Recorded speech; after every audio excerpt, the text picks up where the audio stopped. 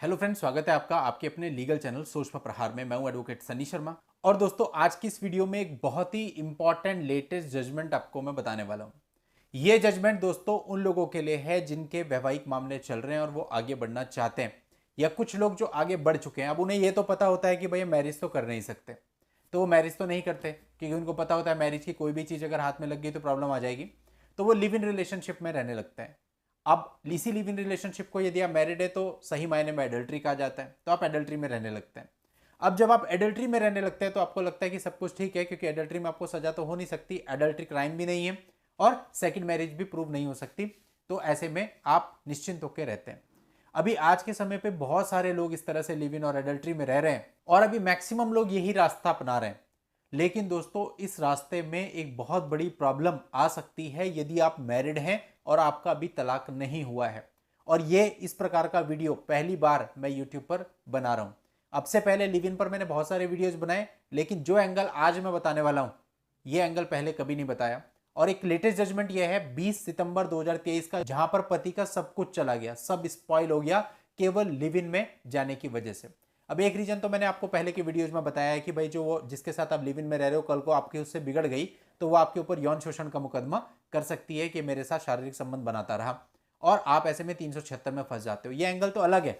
लेकिन इसके अलावा यदि आप दोनों के बीच में सब कुछ सही चल रहा है, यानी जो इस लड़की के साथ आप लिव इन में रह रहे हो वो आपके ऊपर कोई एलिगेशन नहीं लगाती, लेकिन उसके बावजूद पति का सब कुछ बर्बाद हो गया, कैसे, आज के इस वीडियो में आप जानोगे। और यदि आप मैरिड हो, लिव इन में जा रहे हो, जाने की सोच रहे हो या जाने वाले हो, तो दोस्तों पूरे वीडियो को ध्यान से समझ लेना ताकि बाद में पछताना ना पड़े। दोस्तों, वीडियो को शुरू करने से पहले आपसे कहना चाहूंगा, आपने अभी तक भी चैनल को सब्सक्राइब नहीं किया है तो फटाफट चैनल को सब्सक्राइब करके नोटिफिकेशन बेल पर जरूर क्लिक कर ले, ताकि इस चैनल पर आने वाली ऐसी सभी वीडियोज की निरंतर जानकारी आपको मिलती रहे। दोस्तों, वीडियो शुरू करने से पहले थोड़ी सी चीज एक बताना चाहता हूँ, एक सार्वजनिक सूचना आप इसको कह सकते हैं।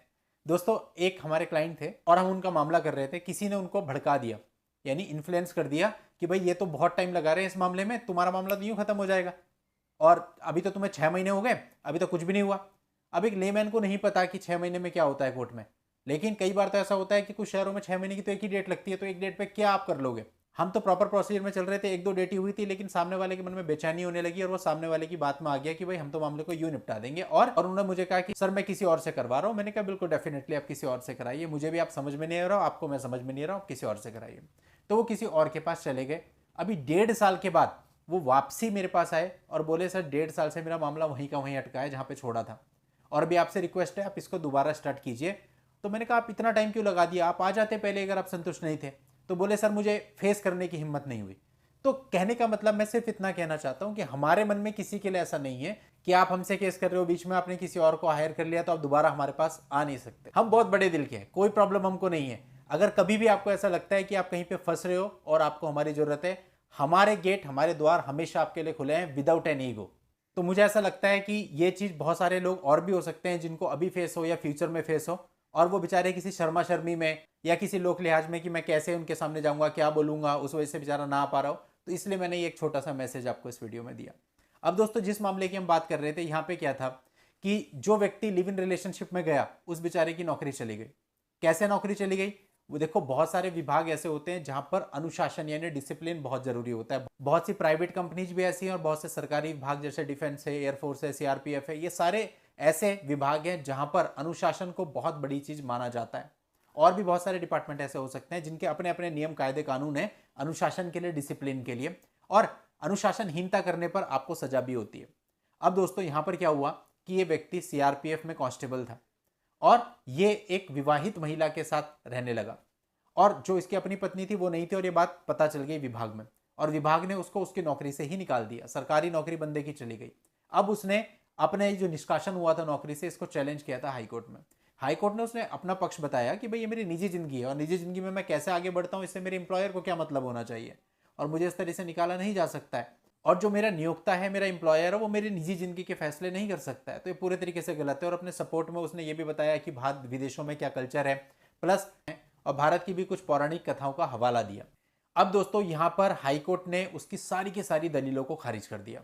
अब यहां पर कोर्ट ने कहा कि नियम निर्धारित करने वाले किसी प्राधिकारी ने यदि कुछ नियम बनाए जो कि उसके आचरण को निर्धारित करते हैं, तो केवल बाहर विदेशों में क्या प्रचलन है और भारत की पौराणिक कथाओं के आधार पर इसको इग्नोर नहीं किया जा सकता। वो कर्मचारी नियमों से बंधे हैं, चाहे वो काम करने के जो घंटे हैं, वर्किंग आवर्स हैं, उसके अंदर और उसके बाहर भी वो नियम उसकी आचार संहिता को तय करते हैं और उसको अपने निजी जीवन और सार्वजनिक जीवन दोनों ही जगह मानकों को बनाए रखना चाहिए। और ये जो सरकारी कर्मचारी था, ये सरकारी आवास में किसी और विवाहित महिला के साथ रह रहा था और खुद के जो पत्नी और बच्चे थे उनसे कोई संपर्क में नहीं था। और इस हिसाब से डिपार्टमेंट ने सही निष्कर्ष निकाला है कि उसने अनुशासनहीनता और गंभीर कदाचार कारित किया है।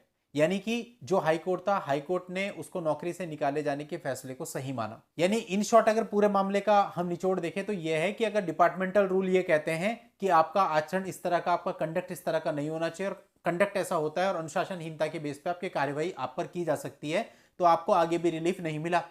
कोर्ट ने कहा कि यदि उन्होंने कुछ नियम बना रखे हैं तो नियमों को उस कर्मचारी को फॉलो करना पड़ेगा और बंदे की सरकारी नौकरी चली गई। तो दोस्तों ये आपके साथ भी हो सकता है कि यदि आप भी किसी अच्छी पोस्ट पे विद्यमान है, आपकी सरकारी नौकरी है, आपका ऐसा कंडक्ट आपको परेशानी क्रिएट कर सकता है। इसके साथ साथ वो भय तो रहता ही है कि अगर उस लड़की के साथ आपके फ्यूचर में डिस्प्यूट हो जाए तो 376 बड़े आराम से आपके ऊपर लगा सकती है, क्योंकि आपके शारीरिक संबंध उससे बन चुके होते हैं। तो ऐसे में आपके लिए भारी परेशानी है। तो अगर आप ये कहते हो ना कि 498 से ज़्यादा अच्छा लिव इन रिलेशन है, मैं देखता हूँ कमेंट्स में, तो ये पूरे तरीके से सही नहीं है, ये और खतरनाक है। तो अब डिसीजन आपको लेना है कि इधर कुआं उधर खाई, किधर जाए भाई। और आप लोगों की हेल्प के लिए इस मामले का जो लिंक है वो आपको इस वीडियो के नीचे डिस्क्रिप्शन में मिल जाएगा, वहां जाके आप इस पूरे मामले को पढ़ सकते हैं। आज के इस वीडियो में इतना ही। नेक्स्ट वीडियो में नई जानकारी के साथ मैं आपसे फिर मिलता हूं। तब तक के लिए goodbye and thank you for watching. Take care.